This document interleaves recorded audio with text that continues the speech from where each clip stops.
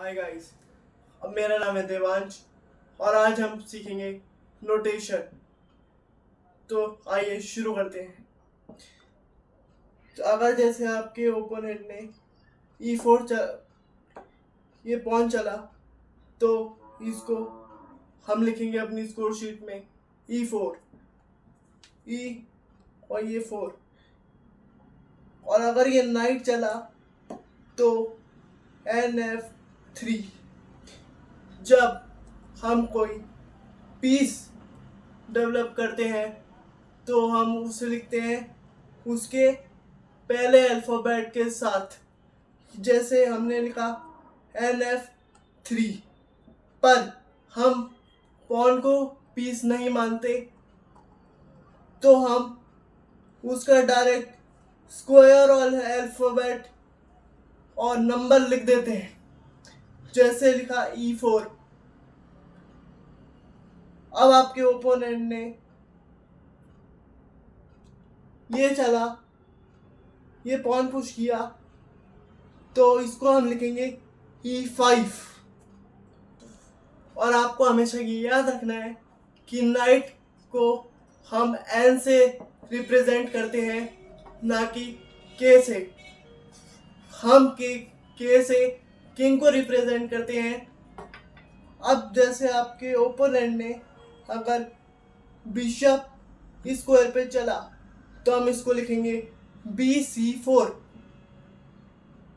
अब मान लीजिए कि आपके ओपोनेंट ने कैसल की, तो जैसे हमने इस नाइट को यहाँ से LF3 पे चला तो हम इसको पहचानेंगे कैसे कि हमने कौन से पीस को कहाँ पे चला है। तो आइए वो बताता हूँ। हम पहले 3 की हमने रो में चला है और F की फाइल में, तो इन दोनों के साथ मतलब मिक्स करके बोलना है NF3। अब अगर आपके ओपोनेंट ने या आपने कैसल की तो आप कैसे लिखेंगे। चेस में दो तरीके की कैसल होती है, एक शॉर्ट कैसल होती है, एक लॉन्ग कैसल होती है। पहले मैं आपको बता देता हूँ शॉर्ट कैसल के बारे में। शॉर्ट कैसल होती है ये, इसको हम लिखेंगे 0-0। और अगर आपके ओपोनेंट ने मान लीजिए कुछ ऐसी पोजीशन है, नाइट इधर है, बिशप बीच में है और आपके ओपोनेंट ने ये कैसल की है, तो इसको हम लिखेंगे, इसको हम वैसे कहते हैं लॉन्ग कैसल, और इसे हम लिखेंगे 0-0-0।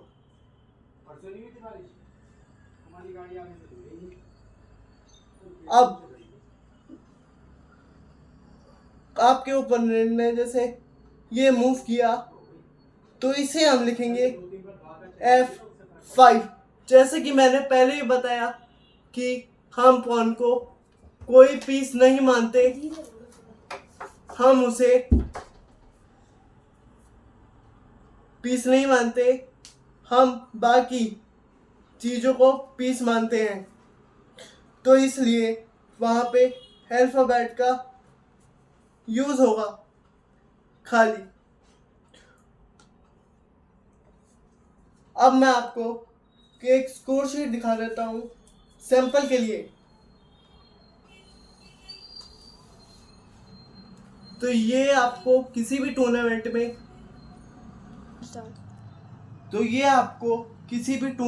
में जहाँ आप खेलने जाएंगे वहाँ मिल जाएगी गेम लिखने के लिए। अब इसमें जैसे पहली मूव क्वीन के सामने वाले पॉन की थी, तो जैसा कि मैंने आपको बताया कि हम उसको पीस नहीं मानते, तो इसलिए हम उस आगे पी नहीं लगाते, हम उसका डायरेक्ट अल्फ़ाबेट लिखते हैं। तो ऐसे लिखा हुआ है D4।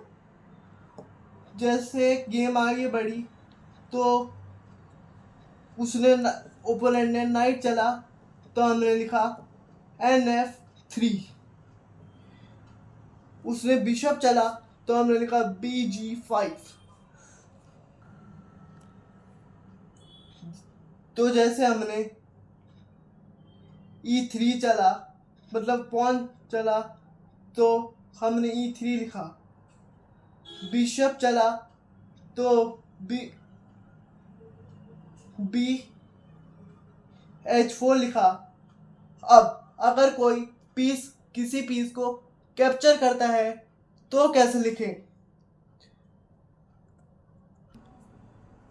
और जैसे मान लीजिए ये पोजीशन है, तो अगर हमारे पॉन ने हमारे ओपोनेंट का पॉन हमने लिया मारा, तो हम उसको क्या लिखेंगे?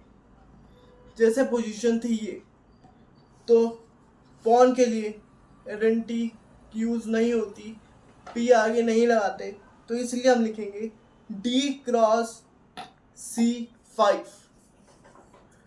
अब जैसे अगर इस नाइट ने इस पॉन को लिया तो हम इसे लिखेंगे N×D5। जब भी हम किसी पीस से किसी पॉन या फिर किसी पीस को लेते हैं तो उसके आगे जैसे हम नोटेशन में लगाते हैं अल्फाबेट आगे, वैसे ही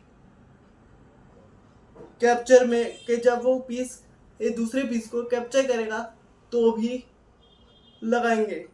और अगर पॉन किसी पीस या किसी पॉन को कैप्चर करेगा तो खाली नंबर और अल्फाबेट आएगा।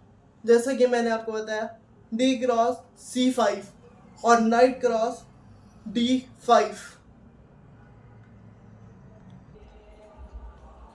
अब जैसे आपके ओपोनेंट ने पॉन C5 चला, तो अगर आपने उसे अनपसंद किया तो आप कैसे लिखेंगे?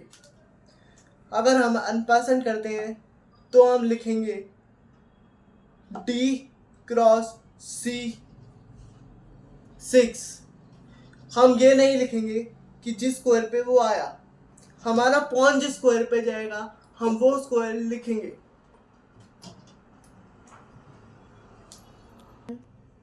अगर अनपसंद के बारे में और चेस के पीसी सेटअप के बारे में जानना है तो पुरानी वीडियो देखें। अब जैसे आपने कोई कुछ प्रमोट करना है तो कैसे लिखें? जैसे हमने ये नाइट मार के अपनी क्वीन प्रमोट की है, तो हम लिखेंगे A×B8 = क्वीन का क्यों लिख देंगे बस। अब जैसे कि आप वाइट थे और आप गेम जीत गए, तो आप क्या लिखेंगे? हम जब लिखते हैं 1-0 तो हम लिखते हैं 1-0। अब जैसे यहाँ पे ब्लैक जीता है तो हम लिखेंगे 0-1।